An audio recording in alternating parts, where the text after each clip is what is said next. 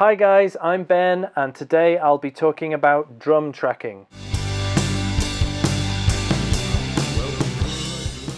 So firstly, what is drum tracking? Basically, it's another way of saying drum recording. It's the process of turning your drum audio into tracks. What I'll be showing you in this video are the basics of drum tracking, which will get you off to a good start. And if you want to see more videos like this one, do remember to hit the subscribe button and the notifications bell.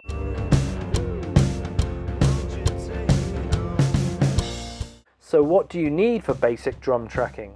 Well, you'll need a full drum kit, somewhere to record them, a set of microphones, leads, stands, a laptop computer, recording software or DAW, an interface, and a pair of headphones or in-ear monitors. Today I've got 3 songs to do that need drum tracks. I need 8 individual tracks for the producer stroke mixer to have options. For the drum tracking I'll be using my Focusrite Clarrett 8 Pre-X interface. The microphones I'll be using are a Beta 52 kick mic, an Audix D6 kick mic for the inside of the kick drum, 2 SM57s for the over and underside of the snare, a pair of E604s for the toms, and a pair of Blue Spark cardioid condenser mics for the overheads.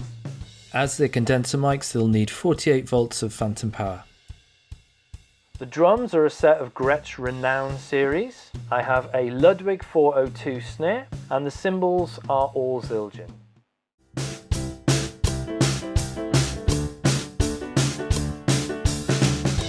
Now I suppose technically this could be classed as an overdub session rather than a drum tracking session, mainly because the music has already been tracked without drums. Therefore I'll be overdubbing drums on already established tracks. But for all intents and purposes, it's drum tracking. Okay, so once you've got your drum kit set up and you've got the mics on, you've plugged everything in, now let's get some levels. Play the drums at the loudest volume and make sure your levels don't peak into the red.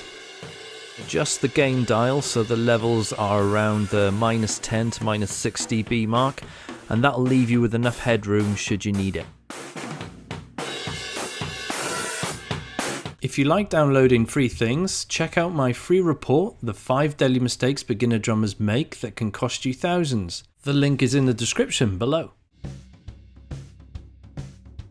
Head over to your computer and open up Logic Pro. So setting up our DAW, I'm just gonna, Logic here, I'm just gonna make sure it's on audio. I'm gonna check that it's a Focusrite interface, correct, and I'm gonna change the number of tracks to 8 because we need 8 tracks or channels. So this is to create a new project. All looks good to me. I'll create that.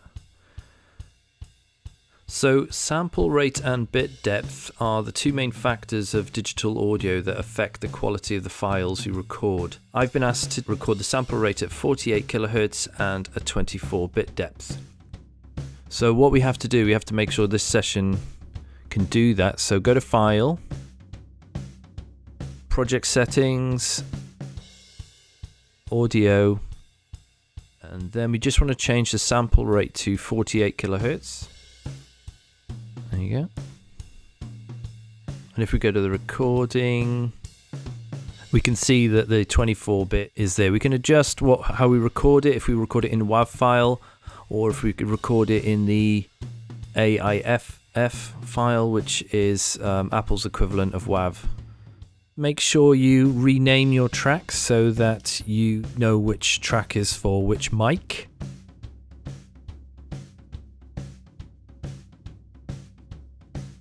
We also need to make sure that the input on each channel matches that of the interface. So in input 1 we have the kick D6, this is input 2 which is the kick 52, input 3 which is the snare top, input 4 which is the snare underside. It says E604 there but it's actually a 57. Then we've got the 604 on the tom, input 6 is for the floor tom, input 7 is the overhead, and input 8 again is the overhead. So now we should get levels on each channel. So you highlight all the tracks, arm them by hitting R, and let's see. We just need to add the track that we're going to play along to. So if you go to the top right hand side of your Logic and I search for the one of the tracks I'll be playing along to. Okay, this is the one. Okay, just pause that a sec. And all you have to do is click on it and drag it over, and it should, there you go. It's created a track for you. And as you've noticed, this track has a click already included. So I don't need to use the internal click here on my door. But I'm rather lucky in this case because I don't need to grid this drum tracking session because there are clicks already included with the tracks that they want me to play along to. So I don't need to do too much. You just drag in the track and play along. That's pretty much it, and we're ready for some drum tracking. Remember to arm the selected tracks with R and then press record.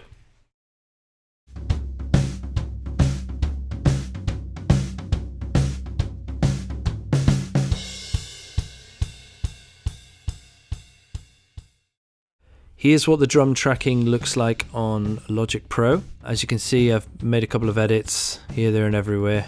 And as it happens, the producer stroke mixer only wants these raw files. So I don't have to do any processing. For example, if I go to the mixer, I don't have to add any EQ here or any sends to any auxiliary bus channels. And that's pretty much it with basic drum tracking. All that's left is to export these files ready for sending. You highlight your tracks that you want to export. These are the raw files.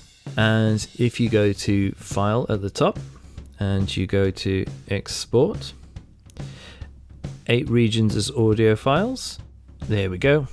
So the format we want is the WAV. The bit depth is 24, which is exactly what we want. I like to tick the bypass effects plugins because, as I said, the producer and stroke engineer wants to mix this all himself and wants to add his own plugins, so he doesn't need anything from here. He just needs the raw drum files. Then you just need to know where to save it. So you can either save it in Logic, or you might have a hard drive that you can save it into, but we'll save it in Logic for now. A new folder, and I'll just call it drum tracking. And create. So there we go. Overload protection only, yep, that's fine. And we just export the tracks. If you then check your music files, there is drum tracking and there's all the drum WAVs ready to send via email. And if you want to download my free report, The 5 Deadly Mistakes Beginner Drummers Make That Can Cost You Thousands, the link is in the description below. By the way, if you check out my 2-mic drum recording here, you'll see that I recorded with the 2-channel interface at a rehearsal studio. So depending on what you need the drum tracking for, 2 mics will do just fine.